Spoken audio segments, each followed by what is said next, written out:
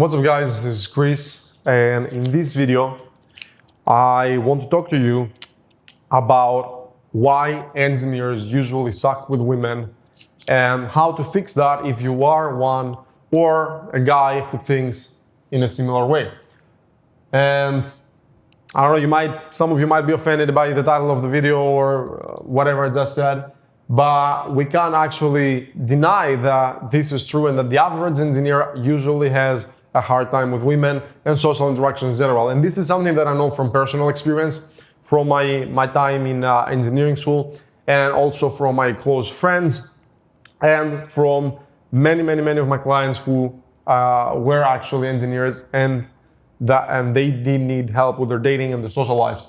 So we need to understand the reason why. And there is actually a funny correlation there. What makes engineers good? What gives them that skill?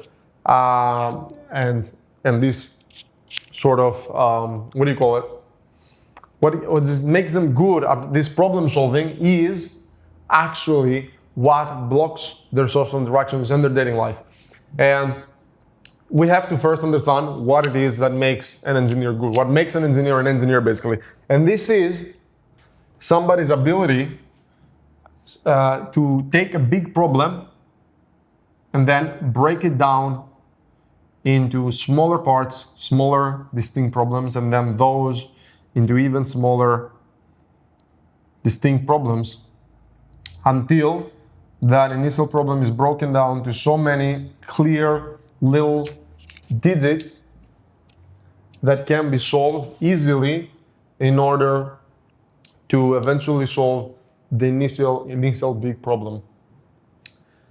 And this is exactly that skill, is the ability to take down a big problem, break it down into smaller and smaller problems until you can solve it easily. And the problem is that engineers, although that is an amazing skill to have when it comes to problem solving, when it comes to a situation where you have a very specific input, and you want to have a very specific output, this is an excellent skill to have. This is an excellent approach, an excellent way of thinking.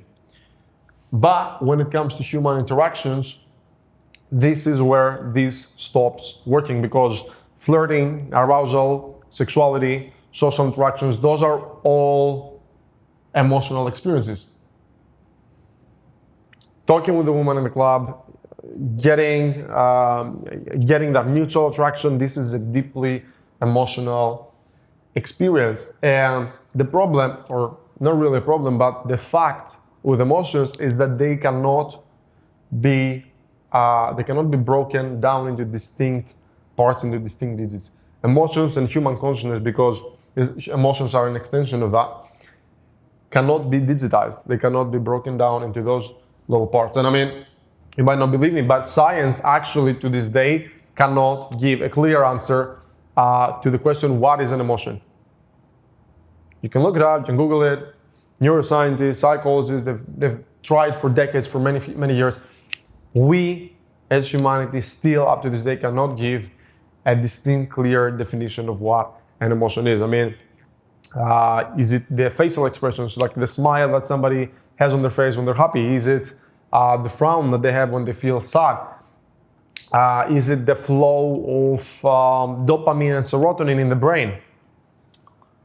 Truth is that those are parts of that experience, but they are far from a complete answer. And let's say we take a person and we hook them up, we hook up their head on an EEG device to measure the brainwaves, to get an image of the brains, like, or is it called, I don't know, it might actually be called an MRI. I'm not sure which one of these two is, but let's say we measure somebody's brain activity, and while they're hooked up on the device, we trigger them to feel a specific emotion. We trigger them to feel sad. And we'll see that in this person, this specific area of the brain will light up. Then if we take a different person and we trigger them to feel the same sadness, we will see a similar area of the brain lighting up, but it is not going to be exactly the same. And if we do that with a third person, we're going to get the exact same result. We're going to see that maybe there is like some commonality, like some similarity between those different areas of the brain that light up, but they're never ever going to be exactly the same. And even in one person, from time to time, this measurement is not going to be the same because people grow up, they get different experiences, they perceive things differently. And therefore, as humanity, we cannot find a specific area of the brain, a specific cluster of neurons and synapses, and say, look, this is where this specific emotion is generated or stored or whatever. We can't say this is the exact brain area in all humans that is responsible for sadness or anger or depression or like all these problems that people try to deal with. And also, those clusters of neurons and synapses, they do not have a distinct border. So the same neurons and synapses that are active in one of those clusters, in one emotional experience, in one emotional learning, they might be part of and active in also a different neighboring cluster of neurons and synapses that contains similar experience or something different. And therefore, there is no clear boundary, there is no clear specific distinction on where those emotional learnings start and end, because they all kind of like merge smoothly into each other. Imagine them kind of like different clouds. And that's human consciousness. These sort of interacting clouds of synapses and neurons, this is where human consciousness resides. And we cannot digitize those parts of the brain, and therefore we cannot digitize human consciousness. We cannot digitize and define clearly what an emotion is.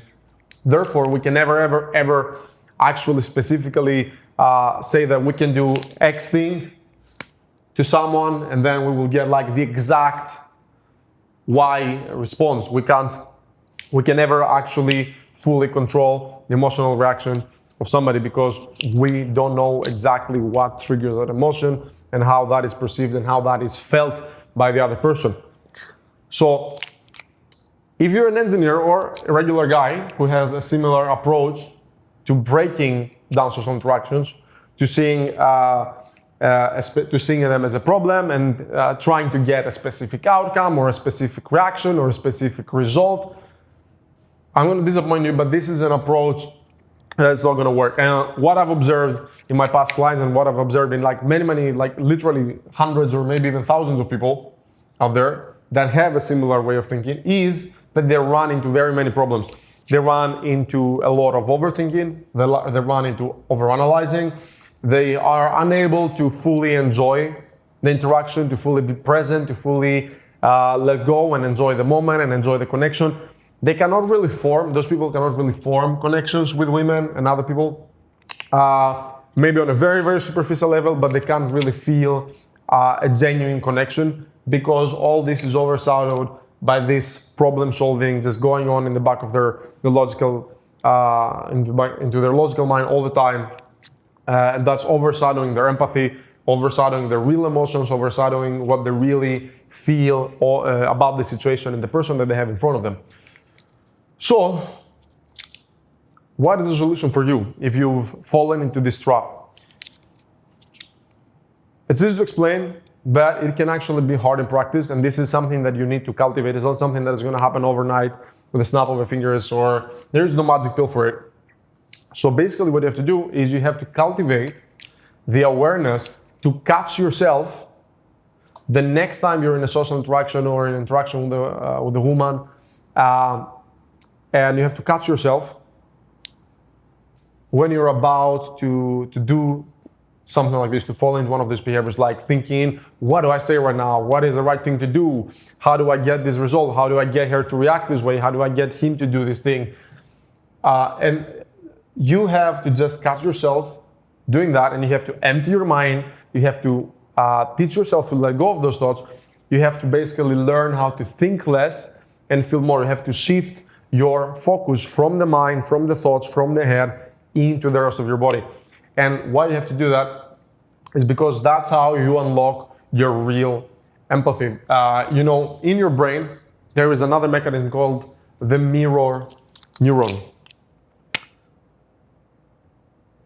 And why it's called the mirror neuron is because it allows you to feel, not to think and analyze, but to actually feel in very good approximation what other people are feeling. And that is the best way in nature, in the universe, to understand another person, to really feel and then act accordingly. And in order to utilize the mirror neuron, you have to empty your logical mind. You have to let go of those thoughts, and you have to let that gut instinct do its thing. You have to start shifting your conscious attention into the body, into feeling the feelings, the sensation, to feeling your gut, your mirror neuron trying to tell you that a person is feeling something specific. And then you will naturally know what you would like to do in that situation, not just to get the result or the specific outcome, but to get what is the best genuinely for both of you in that situation, to connect, to feel, to empathize with the other person. So that's it. Think less, feel more, and learn how to distinguish, how to do the separation between machines where this approach works really, really good. It's the best fucking approach when it comes to this kind of problems. And then learn how to use your empathy and your emotions to interact with other people without seeing those interactions as a problem. So that was it for me for today. If you guys like this content, please like and subscribe. Please help me grow the channel and reach more people. And if you're interested in one-on-one coaching, there will be a link available in the description below. That's it from me. Until next time, thanks for watching.